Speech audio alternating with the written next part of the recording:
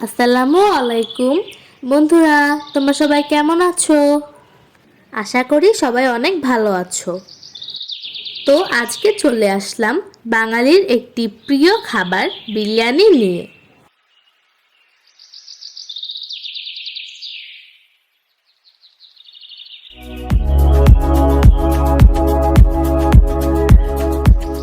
প্রথমেই আমি চিকেনটাকে লবণ এবং লেবুর রস দিয়ে সুন্দর করে মেখে রাখছি, যাতে চিকেনের যে বাজে গন্ধটা সেটা বেরিয়ে যায়।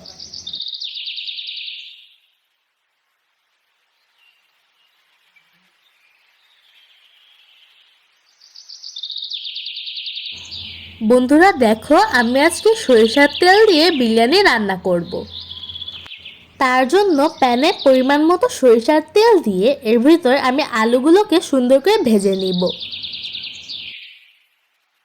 তারপর একই তেলে পেঁয়াজগুলোকে বেরেস্তা করে নিব। কিন্তু জানি না কোন দেশের আজাইরা একটা পেঁয়াজ একটু ভালো না।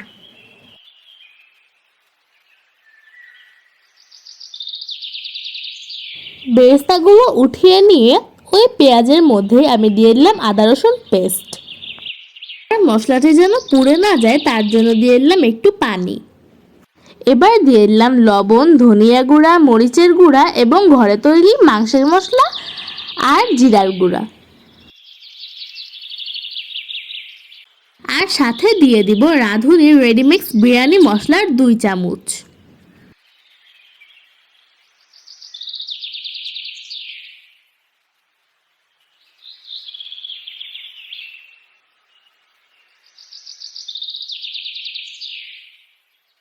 আমি আগেই যে মাংসটি মেখে রেখেছিলাম তার থেকে যে পানি বের হয়েছে, আমি সেখান থেকে মাংসগুলোকে চিপে চিপে উঠিয়ে নিব।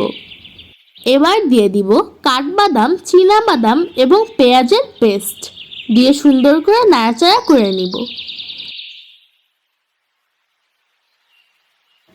দিয়ে দিচ্ছি ঘরে তৈরি টক দই।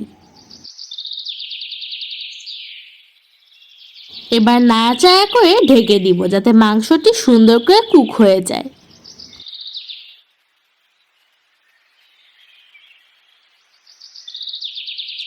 এবার দিয়ে দিচ্ছি আলু বোখরা, 1 মুঠ কিচমিচ।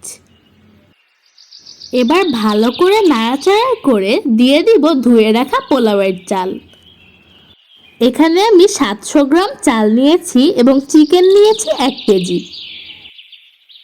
চালগুলোকে ভালো করে মাংসের সাথে ভেজে আমি চুলায় বসিয়ে রাখা গরম পানি তার ভিতর দিয়ে দিচ্ছি।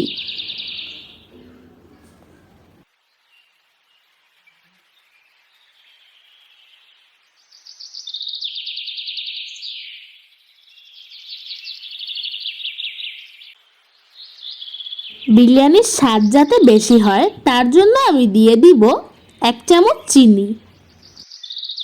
এবার ভেজে রাখা আলুগুলো এর ভিতর দিয়ে দিলাম, দিয়ে ঢেকে দিচ্ছি।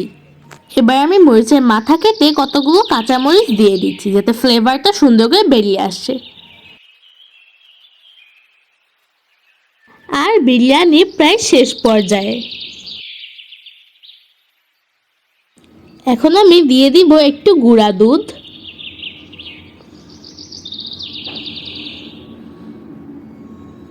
আর বেরেস্তাগুলা। তো বন্ধুরা, আমার বিরিয়ানি রেডি হয়ে গিয়েছে। এখন আমি এটিকে প্লেটে পরিবেশন করে দেখাবো।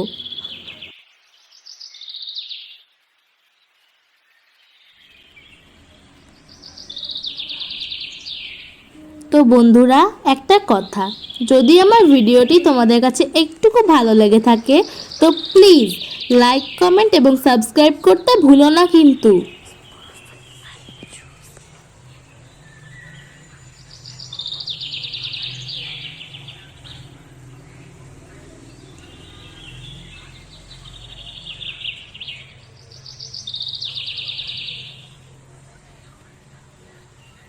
তো আজকে আসি, দেখা হবে আগামী কোনো ভিডিওতে।